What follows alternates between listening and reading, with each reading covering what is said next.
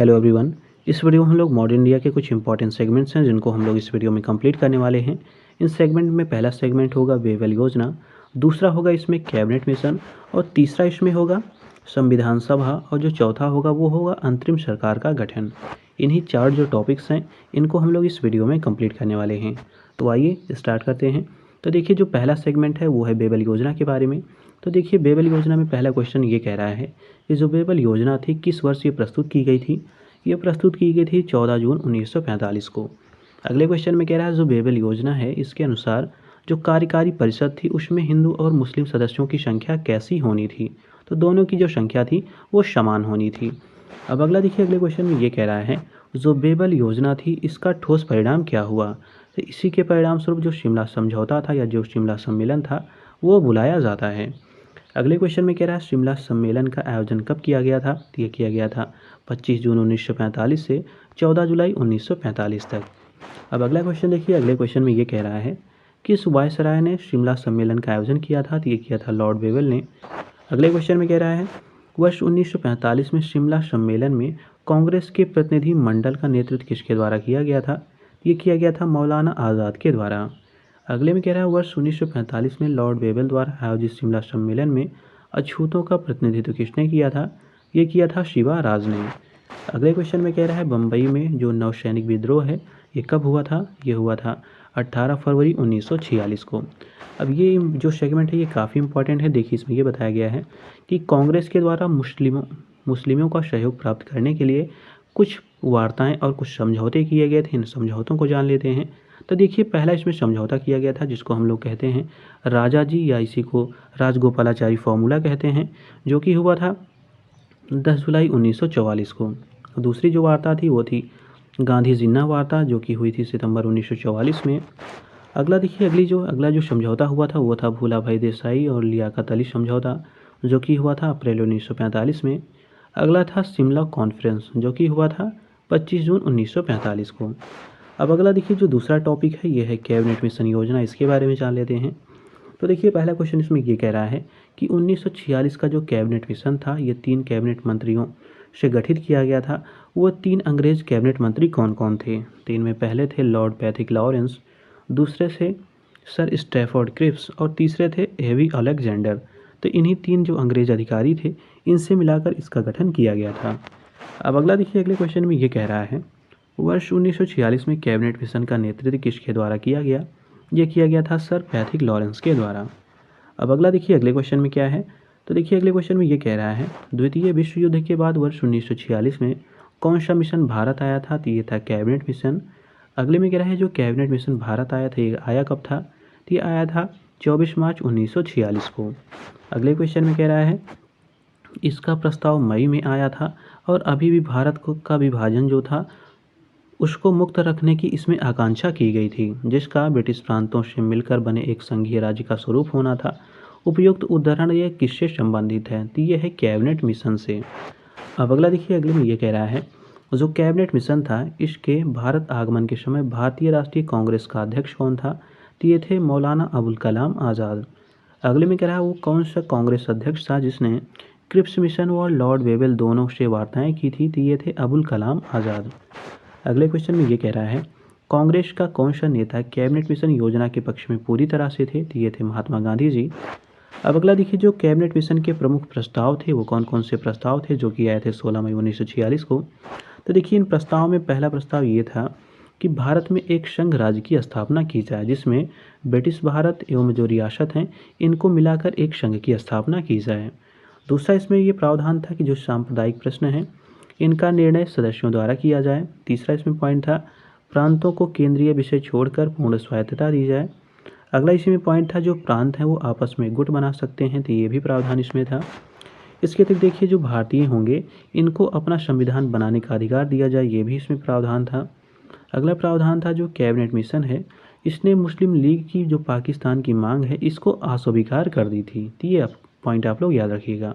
मतलब जो cabinet mission था इसने जो मुस्लिम लीग की मांग थी कि पाकिस्तान बनाया जाए उसको इसने अस्वीकार कर दिया था। अब अगला देखिए अगले पॉइंट में ये कह रहा है कि एक अंतरिम सरकार का गठन जिसके तहत जो सभी राजनीतिक दल हैं इनको मिलाकर एक अंतरिम सरकार का गठन किया जाए। तो ये सारे प्रावधान इसमें किए गए थे। अब अगला देखिए, अगले पॉइंट में ये कह रहा है, किसने भारत के लिए त्रिस्तरीय शासन व्यवस्था का प्रस्ताव किया था? ये किया था कैबिनेट मिशन ने। अगले में कह रहा है, किसने वायसराय की एग्जीक्यूटिव काउंसिल के पुनर्गठन का सुझाव दिया था, जिसमें वार मेंबर सहित जो सभी विभाग होंगे भारतीय नेताओं द्वारा धारण किए जाने थे? तो ये था कैबिनेट मिशन 1946।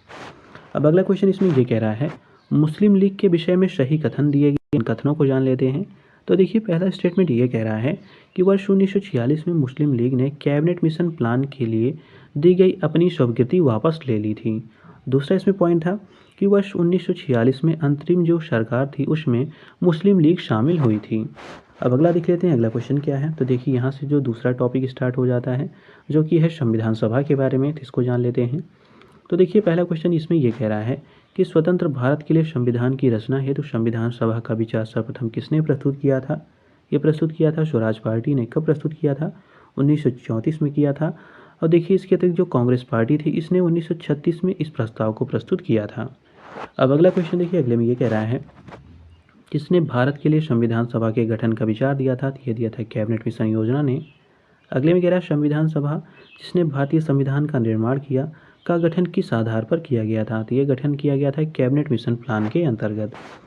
अब अगला क्वेश्चन देखिए, इसमें ये कह रहा है, जो कैबिनेट मिशन योजना थी, इसके अंतर्गत संविधान निर्मात्री परिषद में प्रत्येक प्रांत को आवंटित सदस्य संख्या निर्धारित करने के लिए एक प्रतिनिधि कितनी जनसंख्या का अनुपात में था? तो मतलब 10 लाख प्रतिनिधियों पर एक उसमें से चुने जाने थे।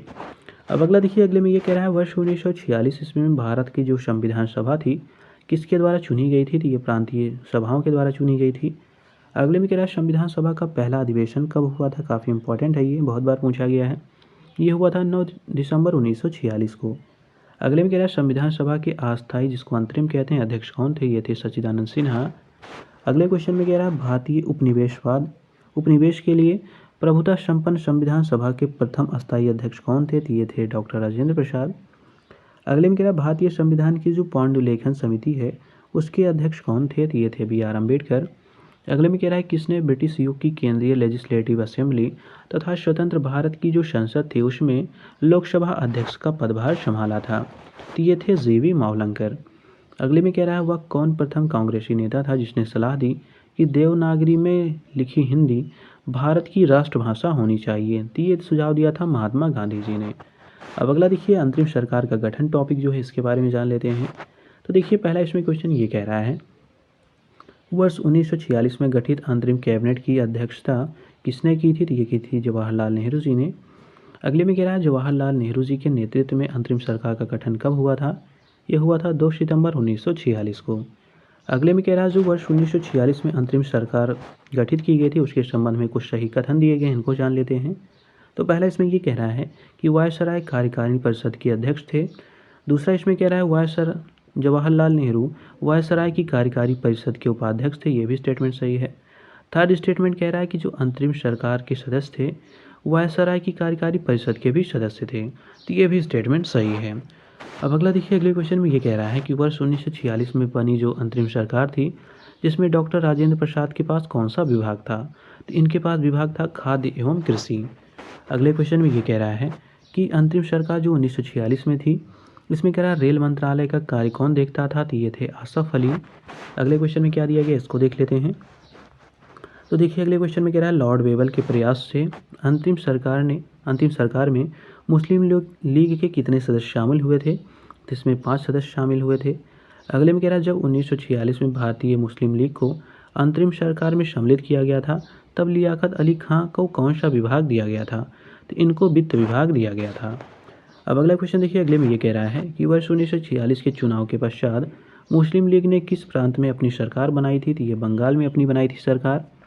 अगले में कह रहा है, मुस्लिम लीग ने सीधी कार्रवाई दिवस हेतु कौन सी तिथि जो है वो सुनिश्चित की थी? तो इसको सुनिश्चित किया गया था 16 अगस्त 1946 को। अगले में कह रहा है, जो सीधी कार्रवाई दिवस है में दंगे का प्रमुख केंद्र क्या था? तो ये था नोआखली। अगला देखिए, अगले क्वेश्चन में ये कह रहा है, वे चाहे खुद को मुसलमान, हिंदू या कुछ भी और बताते हों, जब वे बर्बर होकर निर्मम हत्याएं करते हैं, तो उसे असहाय भाव से देखने की जगह मैं सर्वशक्तिमान से प्रार्थना करूंगा कि वह मुझे इस दुख भरी दुनिया से ले जाए। यह पंक्ति किसकी है? तो ये है महात्मा गांधी जी की। अगले क्वेश्चन में ये कह रहा है कि अभिरक्षण की मांग करने वाले मुसलमान मूर्ख तथा इसे अस्वीकार करने वाला उससे भी ज़्यादा मूर्ख हैं। ये कथन किसका है? तो ये है अबुल कलाम आज़ाद का। अगले में कह रहा है हम बहुत बड़ी भूल करेंगे यदि हम बिहार की जनता और उनके मंत्रिमंडल को लीग के नेताओं के हिंसक व असभ्य आक्रमणों के आगे असुरक्षित छोड़ देंगे। वर्ष 1946 में यह बात किसने की थी? तो ये की थी सरदार पटेल ने मुस्लिम दंगों पर। अब अगला देखिए, अगले में ये कह रहा है वर्ष 1946 में मेरठ में आयोजित भारतीय राष्ट्रीय कांग्रेस के अधिवेशन की अध्यक्षता किसने की थी? तो ये की थी जे.बी. कृपलानी ने, जो कि हुआ था 23 नवंबर 1946 को। अब अगला इसी में टॉपिक है भारत का विभाजन एवं स्वतंत्रता, इसके बारे में जान लेते हैं। तो देखिए, पहला क्वेश्चन इसमें ये कह रहा है भारत के विभाजन को टालने का अंतिम अवसर समाप्त हो गया था, तो जो कैबिनेट मिशन था इसको अस्वीकार कर दिया जाता है। तो इसी के जो भारत विभाजन का अंतिम अवसर था उसको टाल दिया जाता है, मतलब वो समाप्त हो जाता है। अगले में कह रहा है जो लॉर्ड माउंटबेटन है को वायसराय के रूप में भारत क्यों भेजा गया था? क्योंकि उद्देश्य यह था कि जो यथासंभव हो भारत को संयुक्त रखने की विशेष हिदायत के साथ इनको क्या किया जाए, इनको संयुक्त रखा जा सके। अगला देखिए, अगले क्वेश्चन में ये कह रहा है भारत के विभाजन का जो बाल्कन प्लान है ये किसके मस्तिष्क की उपज थी? तो ये थी लॉर्ड माउंटबेटन के मस्तिष्क की उपज। अगले में कह रहा है ब्रिटिश प्रधानमंत्री ने ब्रिटिश संसद में यह घोषणा की कि जून 1948 तक उत्तरदायी सत्ता भारतीयों के हाथों में स्थानांतरित कर दी जाएगी। तो ये था 20 फरवरी 1947। अब अगला क्वेश्चन ये कह रहा है कि महात्मा गांधी उस समय कहाँ थे जब एटली ने हाउस ऑफ कॉमन में सत्ता के हस्तांतरण की घोषणा की? तो वो थे नई दिल्ली में। अगला देखिए, अगले क्वेश्चन में क्या दिया गया है। तो अगले क्वेश्चन में ये कह रहा है कि वर्ष 1947 में भारतीय राष्ट्रीय कांग्रेस देश के विभाजन के लिए मुख्य रूप से इसलिए सहमत हुई। क्यों सहमत हुई? क्योंकि बड़े पैमाने पर संभावित जो सांप्रदायिक दंगे थे इनको ये बचाना चाहते थे। अगला देखिए, अगले में ये कह रहा है भारत के विभाजन के विकल्प के रूप में गांधी जी ने माउंटबेटन को सुझाव दिया कि वे जिन्ना को सरकार बनाने के लिए आमंत्रित करें। अगले क्वेश्चन में कह रहा है जो भारत विभाजन था इसके समय विभाजन काउंसिल के अध्यक्ष किसे बनाया गया था? तो ये बनाया गया था लॉर्ड माउंटबेटन को। अगले देखिए, अगले क्वेश्चन में ये कह रहा है लॉर्ड माउंटबेटन की अध्यक्षता में बनी जो विभाजन परिषद थी उसमें भारतीय राष्ट्रीय कांग्रेस का प्रतिनिधित्व किसने किया था? तो ये किया था जवाहरलाल नेहरू तथा सरदार पटेल ने। अगले क्वेश्चन में देखिए क्या कह रहा है। अगले क्वेश्चन में ये कह रहा है भारतीयों को वर्ष 1947 में सार्वभौम सत्ता सौंपने की जो योजना थी किस नाम से जानी गई? तो ये जानी गई माउंटबेटन योजना के नाम से। अगले में कह रहा है भारत के विभाजन से संबंधित माउंटबेटन जो योजना थी कि सरकारी तौर पर घोषणा कब हुई थी? तो ये हुई थी 3 जून 1947 को। अगले में कह रहा है माउंटबेटन योजना जो कि हुई थी 3 जून 1947 को, इसमें कह रहा है किन प्रांतों में लोक निर्णयार्थ संस्तुति की थी? तो ये थी सिंध में, बलूचिस्तान में तथा उत्तर पश्चिम के जो सीमांत क्षेत्र थे वहाँ पर इनमें क्या किया था, लोक निर्णयार्थ संस्तुति यहाँ पे की गई थी। अब अगला देखिए, अगले में ये कह रहा है नई दिल्ली में वर्ष 1947 में आयोजित अखिल भारतीय कांग्रेस समिति की बैठक में किसने विभाजन के प्रस्ताव का समर्थन किया था? तो ये किया था अबुल कलाम आज़ाद ने। इसके अतिरिक्त नेहरू और पटेल ने भी इसका समर्थन किया था।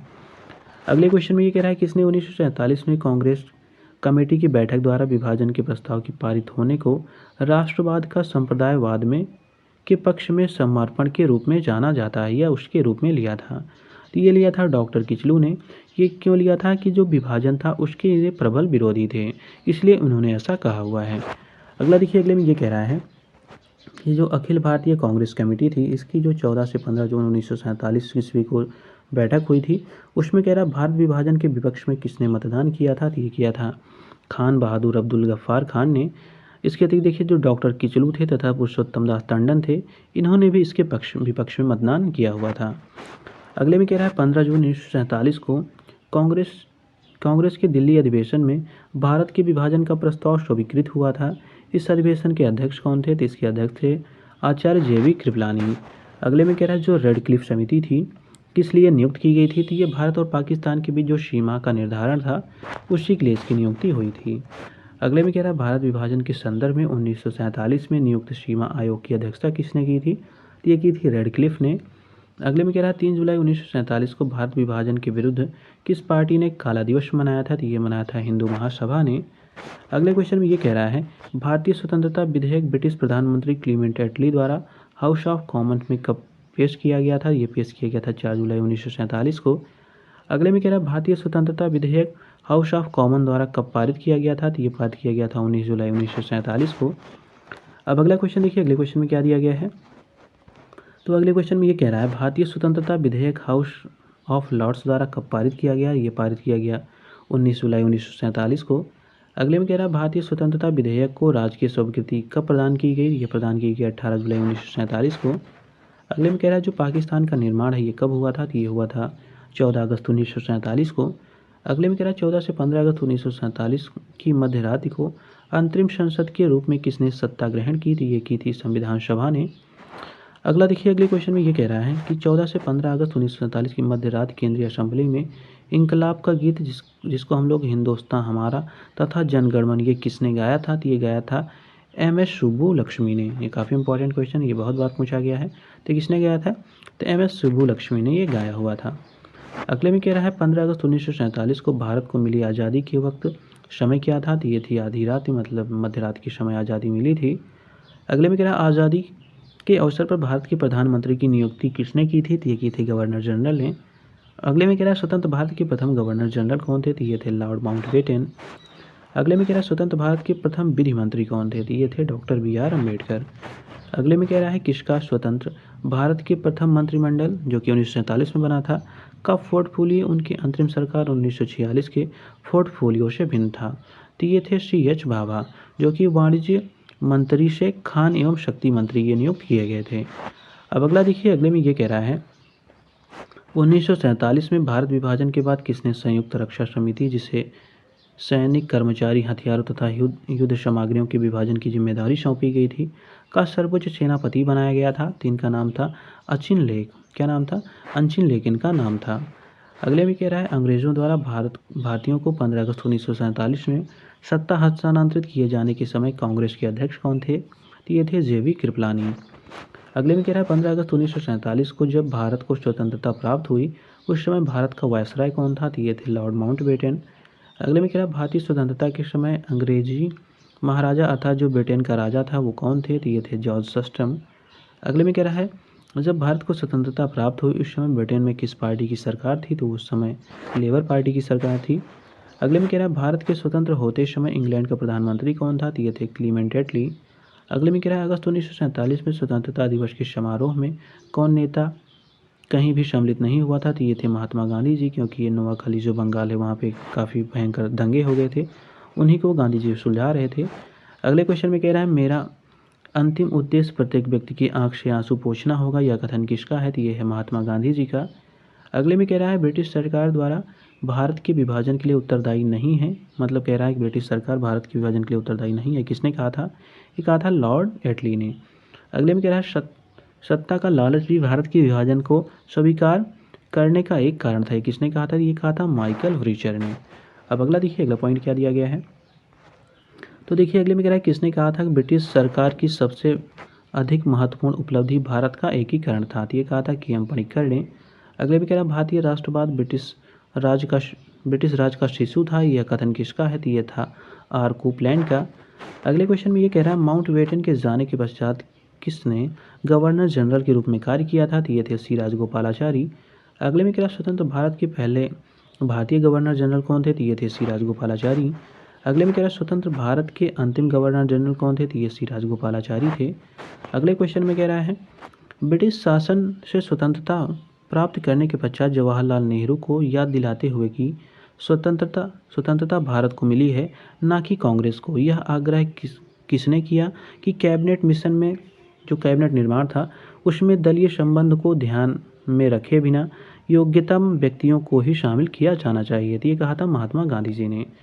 अगला देखिए, अगले में कह रहा है अंग्रेजों के विषय में सत्य कथन दिए गए हैं, इन कथनों को जान लेते हैं, आइए देखते हैं। तो देखिए पहला स्टेटमेंट ये कह रहा है कि अंग्रेजों ने भारत को 1947 में स्वतंत्रता प्रदान की थी, ये सही है। दूसरे में कह रहा है अंग्रेज जो थे वो द्वितीय विश्व युद्ध में निर्बल हो चुके थे, तो ये भी स्टेटमेंट सही है।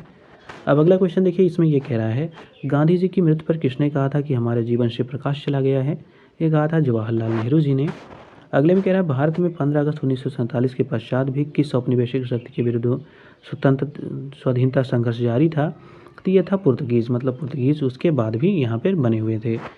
अगला क्वेश्चन इसमें ये कह रहा है कि 15 अगस्त 1947 के बाद भारत का कौन सा भाग पुर्तगाली के अधीन रहा था, तो ये था गोवा। अगले में कह रहा है भारत विभाजन के लिए मोहम्मद अली जिन्ना को सर्वाधिक उत्तरदायी किसने ठहराया, तो यह ठहराया लॉर्ड माउंटबेटन ने। अगले में कह रहा है संविधान को 26 जनवरी के दिन लागू किए जाने का निर्णय इसलिए किया गया क्योंकि जो कांग्रेस थी इसने स्थिति को 1930 में ही स्वतंत्रता दिवस के रूप में मनाया था। अगले में कह रहा है जो लास्ट क्वेश्चन है इसमें कह रहा है भारत कब एक संप्रभु गणराज्य बना, तो ये बना 26 जनवरी 1950 को। तो इस प्रकार हम लोगों ने जो 4 इंपॉर्टेंट टॉपिक दिए गए थे उनको हम लोगों ने कंप्लीट किया। मिलते हैं अगले वीडियो में एक नए टॉपिक के साथ।